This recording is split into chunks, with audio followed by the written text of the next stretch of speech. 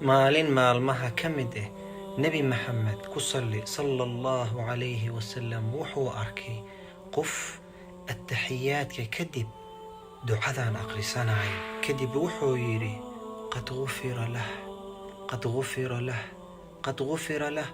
war waa loo dembi dhaafay qofkan, waa loo dembi dhaafay oo waa loo dembi dhaafay. واستغفر لذنبك وللمؤمنين والمؤمنات. walaalyaal barnaamijkan cusub la yiraahdo istigfaarta iyo fadaa'isheeda waa barnaamij usbuucle ah. maalin walbo talaado hal xalaqo ayaan soo deyn doonaa hadduu ilaahay yiraahdo. alxamdulilah wasalaatu wasalaamu calaa rasuuliillah. walaal joogtaan assalaamu calaykum waraxmatullaahi wabarakaatuhu.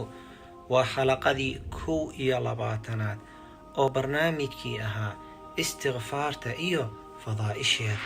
walaalayaal xalaqada la yiraahdo istigfaarta iyo fadaa'isheeda waa xalaqo isbuucle ah. maalin walbo talaado hal xalaqo aan soo sii deynaa. walaalayaal maalin maalmaha ka mid ah nebi maxamed ku salli sallallahu calayhi wasallam ayaa masaajidka soo galay. wuxuu arkay nin attaxiyaadkii dhammeeyey oo dikrigan ducadan akhrisanayo. allahumma innii as'aluka yaa allah biannaka alwaaxidu alaxadu alsamad an taghfira lii dunuubii innaka anta alghafuuru alraxiim. mar kalan ku soo celinaa. allahumma innii as'aluka yaa allah بأنك الواحد الأحد الصمد أن تغفر لي ذنوبي إنك أنت الغفور الرحيم. نبي صلى الله عليه وسلم حويري قد غفر له، قد غفر له، قد غفر له. حديث كان محاصو ساري أبو داود النسائي شيخ الباني نصريح يوكري صحيح الجامع. ducadan macnaheedoo gaaban qofkan wuxuu ilaahay ku weydiisanaa magacyadiisa. wuxuu leeyahay allahumma ilaahayow innii as'aluka, addoonkan aa u jeedid ama addoontan aa u jeedid oo salaada kuu tukanayso, as'aluka waxaan kugu weydiinaa yaa allah ilaahayow biannaka alwaaxidu alaxadu alsamad. waa tawxiid.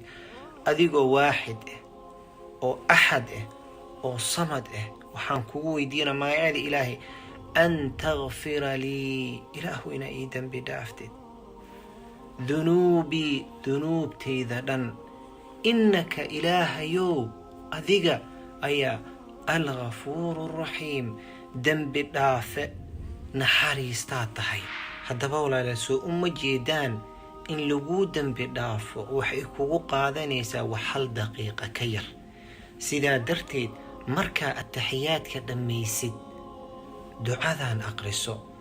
waxaa jirta 2 duco oo hore u soo sheegnay labadii xalaqa la soo dhaafay 20aad iyo 19aad. dhagayso ducadu nebiga abubakar baray iyo ducada marka ugu dambayso intaad tanna ku darso. ugu dambayntii allah subxaanahu wa tacaala waxaan weydiisanaynaa dembigeena inuu dhaafo, dembiga waalidkeennana inuu dhaafo, khayrkana inuu ilaahay noo fududay. wuxuu ilaahay fududay unbaa fududaanayo. aamiin dhaha. jazaakum allahu khayran, baaraka allah fiikum.